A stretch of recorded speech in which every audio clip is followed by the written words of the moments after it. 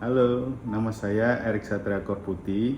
Kegiatan sehari-hari saya sebagai suami, ayah dua anak, dan bekerja sebagai dokter bedah di rumah sakit swasta di daerah Cikarang dan Karawang.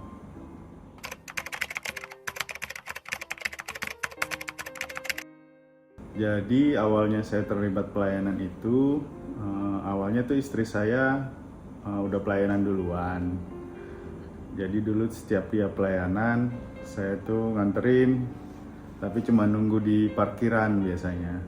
Karena di samping saya malas, saya juga berpikir pembenaran saya waktu saat itu adalah setiap dia ngajakin ke pelayanan, saya bilang pelayanan kan nggak harus di gereja. Di pekerjaan saya juga saya melayani pasien saya, melayani masyarakat gitu. Di tengah apalagi saya sibuk kerja dari Senin sampai Sabtu, pengennya tuh hari Sabtu Minggu itu kan buat keluarga atau istirahat. Nah jadi saya tuh males dulu untuk pelayanan. Nah tapi seiring berjalannya waktu, saya gereja di GPI Paulus. Waktu itu ada materi tentang talenta. Saya ingat banget dulu itu ayatnya diambil dari Matius 25 ayat 14 sampai 30. Itu perumpamaan tentang talenta. Jadi singkatnya ceritanya ada tuan yang mau keluar negeri, dia meninggalkan hartanya kepada pelayan-pelayannya atau hamba-hambanya. Yang pertama dikasih 5 talenta, yang kedua dikasih 2 talenta, yang ketiga dikasih 1 talenta. Nah, setelah tuannya kembali, ternyata yang 5 talenta ini sudah dikembangkan menjadi 10 talenta. Yang punya 2 talenta sudah dikembangkan jadi 4 talenta. Dan yang satu ternyata dia nggak ngapa-ngapain. Dia cuma simpan si talentanya itu. Setelah pulang tuannya senang kepada yang kedua hambanya yang mengembangkan talentanya. Tetapi pada hambanya yang tidak mengembangkan talentanya ini, dia marah dan akhirnya talentanya itu diambil hingga diberikan kepada yang punya 10 talenta dan dia dicampakkan di kegelapan katanya. Kemudian saat itu saya tersadar gitu, ternyata Tuhan tuh pengen kita mengembangkan talenta kita untuk melayani dia. Saya tersadar sehingga waduh, saya nggak mau nih talenta saya yang sudah saya miliki sampai saat ini tuh tiba-tiba diambil Tuhan karena saya nggak pakai untuk melayani dia. Akhirnya saya coba ngobrol sama istri saya mau deh ikut pelayanan, tapi jangan yang berat-berat dulu ya. Waktu itu zaman pandemi saya bantu buat ngedit video ibadah atau ibadah online. Saya melayani di bidang multimedia karena saya sebenarnya juga hobi untuk mengedit video. Salah satu talenta juga yang saya punya. Nah, sampai saat ini juga saya melayani di bidang multimedia untuk mengedit video untuk gereja, juga menjadi singer juga di gereja.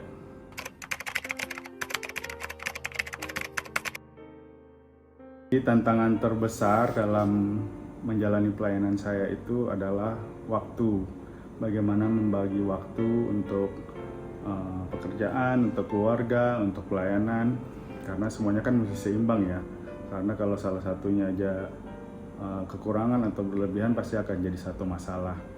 Jadi dalam pekerjaan saya itu saya bekerjanya nggak kayak jam 8 pulang jam 5 sore gitu ya, tapi kerja saya itu waktunya nggak tentu, kadang bisa sampai tengah malam, kadang bisa sampai subuh, dan itu berlangsung terus menerus dari Senin sampai Senin lah ibaratnya. Nah, tergantung kita bagaimana mengatur waktunya kan. Jadi pada saat ada tugas pelayanan, saya harus bisa mengatur waktu supaya bisa misalnya mengedit video setelah saya pulang bekerja. Biasanya itu dikerjakannya pada malam hari. Apalagi kalau ada latihan di hari Sabtu, latihan nyanyi, itu juga harus mengatur waktu supaya nggak bentrok sama jadwal operasi atau jadwal periksa pasien. Nah, yang paling sulit itu kalau ada jadwal operasi di hari Minggu. Nah, jadwal operasi di hari Minggu paling ininya ya saya akan kasih ke dokter lain kalau ternyata memang nggak bisa saya datang karena ada tugas di gereja atau ada ibadah di gereja. Tapi kalau memang sudah tidak bisa ditangani sama dokter lain dan saya harus datang, ya berarti memang Tuhan mengharuskan saya untuk menangani pasien ini. Jadi ya tinggal mengatur waktunya aja yang sebenarnya agak sulit untuk saya. Sampai saat ini sih masih sulit, tapi ya itu yang harus dikerjakan, tantangannya dalam melayani Tuhan.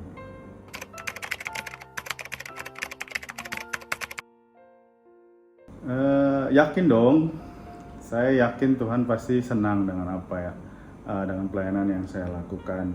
Tuhan juga memberikan banyak berkat dalam kehidupan saya, seperti kesehatan pada saya, istri saya, juga anak-anak saya, kerukunan dalam rumah tangga. Kami juga diberkati dengan segala kecukupan. Dari dulu Tuhan selalu menemani perjalanan hidup saya, selalu menyertai saya. Tuhan kasih talenta ke saya, skill dalam pekerjaan saya, talenta dalam multimedia, saya dikasih talenta juga dalam menyanyi. Kemudian saya pakai itu untuk melayani Tuhan. Saya yakin Tuhan pasti akan merasa senang. Dan jika kita melakukan yang terbaik seperti apa yang kita lakukan untuk Tuhan, pasti Tuhan akan senang.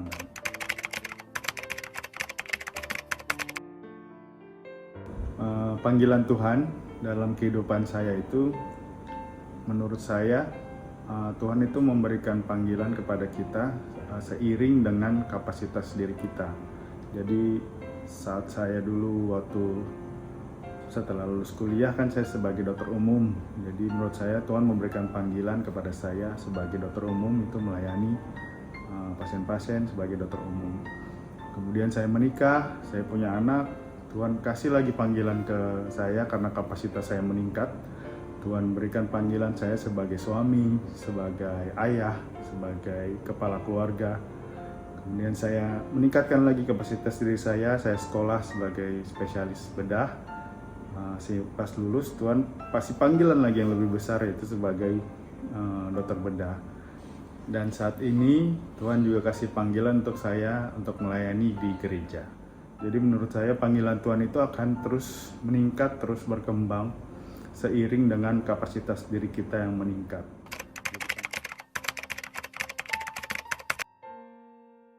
Kabur dari panggilan Tuhan sih nggak pernah ya, nggak pernah kepikiran untuk kabur dari panggilan Tuhan.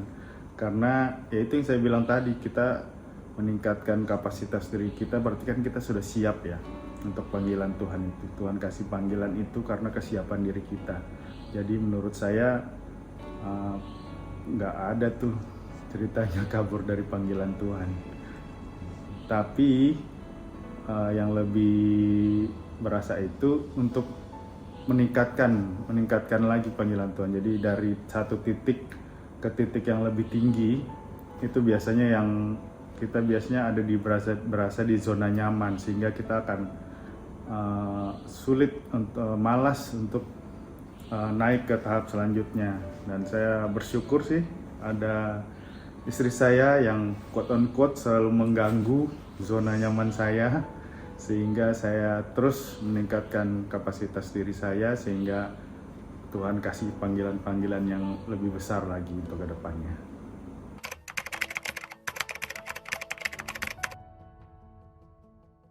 Ya, menurut saya panggilan Tuhan itu nggak cuma untuk saya sendiri, karena Tuhan itu lebih besar dari kita. Jadi kita itu cuma sebagai alatnya saja untuk menjalani kehidupan di dunia ini. Dan panggilan Tuhan itu pasti itu akan berhubungan dengan hubungan dengan Tuhan dan hubungan dengan sesama. Jadi apa yang kita punya dalam diri kita itu dipakai Tuhan untuk melayani sesama, menjadi berkat bagi sesama, menjadi saluran berkat buat sesama.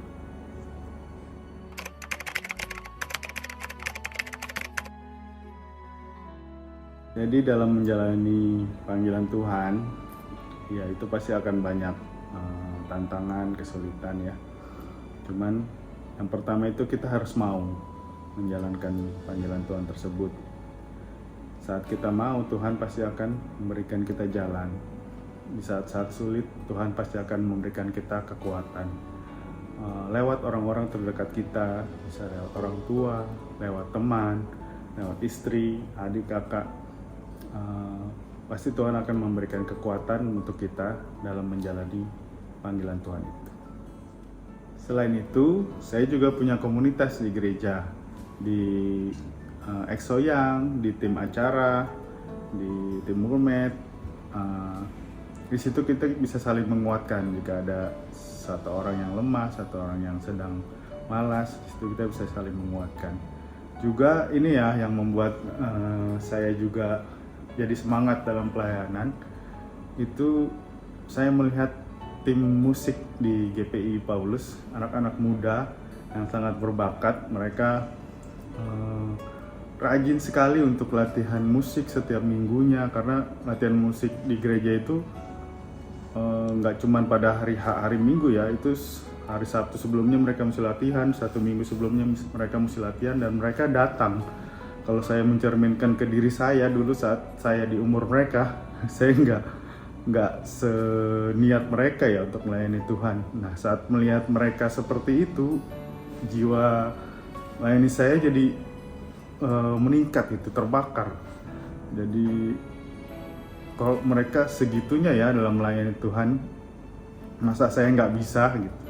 Nah, itu juga jadi komunitas yang baik, itu akan menghasilkan hasil yang baik juga memberikan kekuatan dalam kita dalam menjalani panggilan dan melayani Tuhan.